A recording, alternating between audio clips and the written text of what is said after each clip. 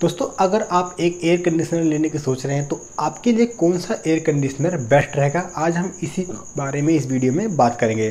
देखिए, अगर हम बात करें एयर कंडीशनर की तो एयर कंडीशनर दो तरह के मार्केट में आते हैं। पहला आता है इन्वर्टर और दूसरा आता है नॉन इन्वर्टर। तो यहाँ पर हम इन दोनों ही एयर कंडीशनर के बीच जो डिफरेंस है उनके बारे में बात नहीं करने वाले। यहाँ पर हम बात करेंगे कि आपके लिए कौन सा बेस्ट है। तो देखिए, आप आज का जो समय है उसमें ज़्यादातर जो कंपनियां हैं वो ज़्यादातर इन्वर्टर टेक्नोलॉजी के एयर कंडीशनर बनाने लगी है। यानी कहने मतलब ये है कि आपको मार्केट में बहुत ही कम नॉन इन्वर्टर टेक्नोलॉजी के एयर कंडीशनर देखने को मिलेंगे। तो आप कोशिश ये करें कि इन्वर्टर टेक्नोलॉजी के एयर कंडीशनर ही जो है वो परचेज़ करें, भले ही वो आपको 2-4 हज़ार रुपये जो है वो महंगा क्यों ना हो।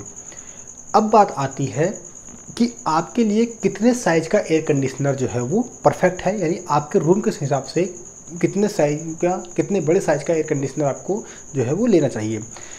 देखिए, एयर कंडीशनर जो आता है वो आता है अलग अलग कैपेसिटी में, जैसे कि 1 टन, 1.5 टन, 2 टन। तो अब आप लोग ये सोच रहे होंगे कि भैया वेट तो इनमें इतना ज़्यादा होता नहीं है, तो यहाँ पर टन का मतलब क्या है। देखिए, टन का मतलब ये है कि 1 टन बराबर होता है 12,000 BTU। ठीक, इस तरह से 1.5 टन बराबर 18,000 BTU और 2 टन बराबर 24,000 BTU। यानी BTU बराबर, BTU मतलब होता है ब्रिटिश थर्मल यूनिट।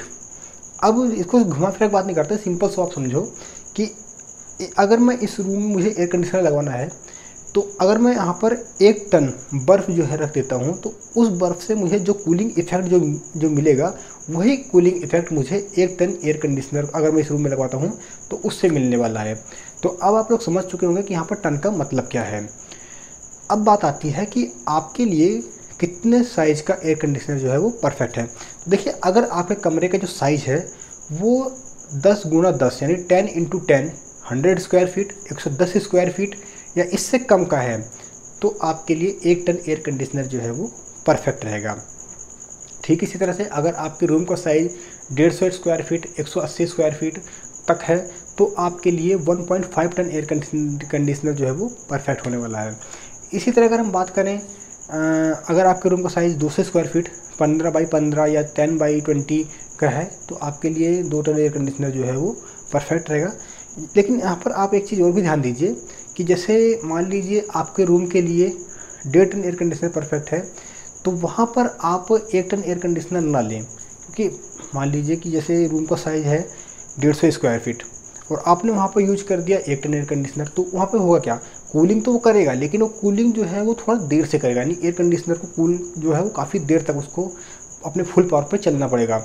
तो जब कोई चीज़ देर तक चलेगी तो उसमें क्या होगा कि वो इलेक्ट्रिसिटी ज़्यादा कंज्यूम करेगा। अब बात आती है कि एयर कंडीशनर कितनी इलेक्ट्रिसिटी जो है वो कंज्यूम करता है, यानी कितनी बिजली वो जो है वो खाता है। तो देखिए, एयर कंडीशनर की बिजली खाने की जो क्षमता है वो डिपेंड करती है एयर कंडीशनर के स्टार रेटिंग के ऊपर कि वो कितने स्टार का एयर कंडीशनर है, जैसे कि 3 स्टार, 4 स्टार या 5 स्टार। तो अगर मैं आपको पर्सनल, वैसे तो अगर आप कोई से भी एयर कंडीशनर स्टार के एयर कंडीशनर के साथ जा सकते हैं अपने हिसाब से जो आपको सूटेबल लगे, लेकिन अगर मैं आपको अपनी पर्सनल एडवाइस दूँ तो यहाँ पर स्टार रेटिंग जो है वो कंपनी का बेवकूफ़ बनाने का एक तरीका है। यानी कि आपसे एयर कंडीशनर से मतलब कि 5 स्टार एयर कंडीशनर के बदले आपसे ज़्यादा पैसे जो है कंपनियाँ जो हैं वो वसूल करती हैं। अब आप इसको इस तरह से समझ सकते हैं, एक छोटा सा एग्जांपल, जैसे कि मान लीजिए 3 स्टार एयर कंडीशनर और 5 स्टार एयर कंडीशनर के बीच जो पावर कंजप्शन का जो डिफरेंस है वो सिर्फ 19-20 है बस, खाली इससे ज़्यादा नहीं है। यानी कि अगर मान लीजिए कि 3 स्टार एयर कंडीशनर आपका 24 घंटे तक चलता है और वो इलेक्ट्रिसिटी कंज्यूम करता है 10 मिनट की, और वहीं अगर आप 5 स्टार एयर कंडीशनर को 24 घंटे के लिए चलाते हैं तो वो इलेक्ट्रिसिटी जो है वो कंज्यूम करेगा 9 यूनिट की। तो अब आप समझ सकते हैं कि कितना ज़्यादा इसमें डिफरेंस है, वो ज़्यादा नहीं है। तो अब ये फैसला आपको करना है कि आपको 3 स्टार लेना है या 5 स्टार लेना है। वैसे मेरे जो अनुमान है वो यही है कि आप कोई से भी स्टार के एयर कंडीशनर जो है ले सकते हैं, इससे कोई फ़र्क नहीं जो है वो नहीं पड़ने वाला। यानी कि आप इसको इस तरह से समझ सकते हैं कि जैसे आज जो एयर कंडीशनर 5 स्टार का है वो अगले साल डेफिनेटली 4 स्टार या 3 स्टार जो है वो रह जाएगा, क्योंकि स्टार रेटिंग हर साल जो है वो बदलती रहती हैं। तो ये तो थी स्टार रेटिंग की बात, पावर कंजप्शन की बात। अब बात आती है कि आपको इन्वर्टर टेक्नोलॉजी में कौन सा एयर कंडीशनर लेना चाहिए।